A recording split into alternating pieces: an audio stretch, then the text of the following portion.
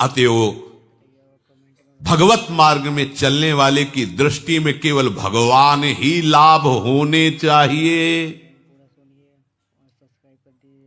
और सब कुछ ये लाभ नहीं है।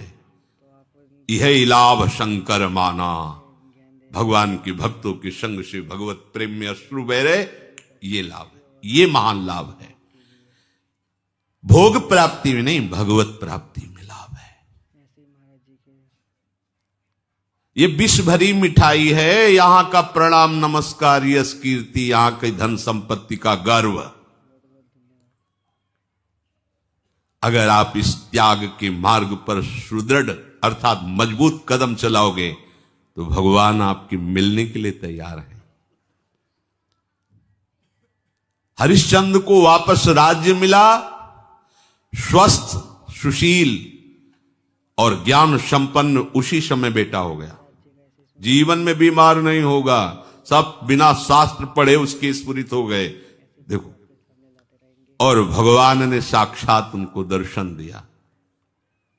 अगर थोड़ा भी ये सब मिलता, राज्य भी वापस कर देते, वो तो केवल देख, लेकिन उनका यश न गाया जाता, कहीं भी हिले नहीं। बेच दिया अपने आप को। ऐसा कि भाई आपने तो नहीं कहा था कि पूरा राज्य दे दो, ऐसा कैसे फंसा लिया आपने? कुछ नहीं। हाँ, उनका ठीक बात आपने कही, खजाने की चाबी और घोड़े की लगाम, जहां तक सम्राट का राज्य होता है सब कुछ आपका हो गया, अब मैं बिक करके आपको दूंगा। कहीं रोष नहीं कि आपने छल किया। एक तरफ भोग आएगा और दूसरी तरफ भगवान। अब आपकी कसौटी हो रही प्रतिपल, आप भोग को स्वीकार करते हैं या भगवान को?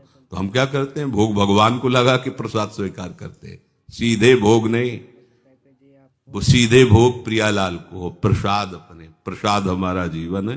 प्रसादे सर्व दुखा नाम हानिरस्योपजायते। हमारा जीवन ही प्रसाद हो गया। आप भोगों को चाहेंगे या प्रभु को? आप देख लो, तुम्हारी निष्ठा ही सिद्ध कर देगी तुम क्या हो। विषयासक्त हो तो याद कर लो, पग पग पर तुम्हें क्लेश, अशांति, दुख और पाप बढ़ेगा। सुख किसे कहते सोच भी नहीं सकते।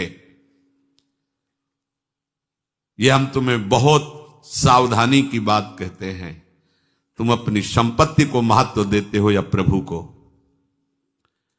तुम्हारे साथ क्या जाएगा यहां से?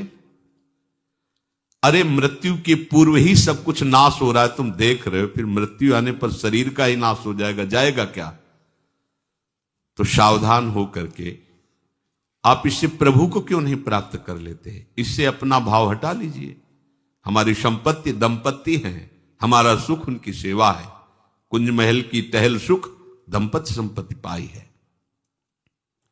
हम यहां जो कर्म कर रहे हैं उसके अंतर में देखो, भोग की प्रेरणा से कर्म हो रहा है या भगवत प्रेरणा से हो रहा है? भगवत प्रेरणा से होगा तो शास्त्र सम्मत होगा, भगवत प्रसन्नता के लिए होगा।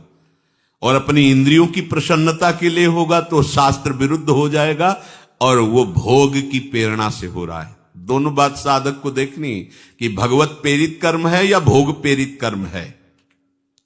यदि हमारे कर्म में हेतु है भगवत प्राप्ति और उसका प्रयोग है जनमंगल, तो भगवत प्रेरित हो रहा है।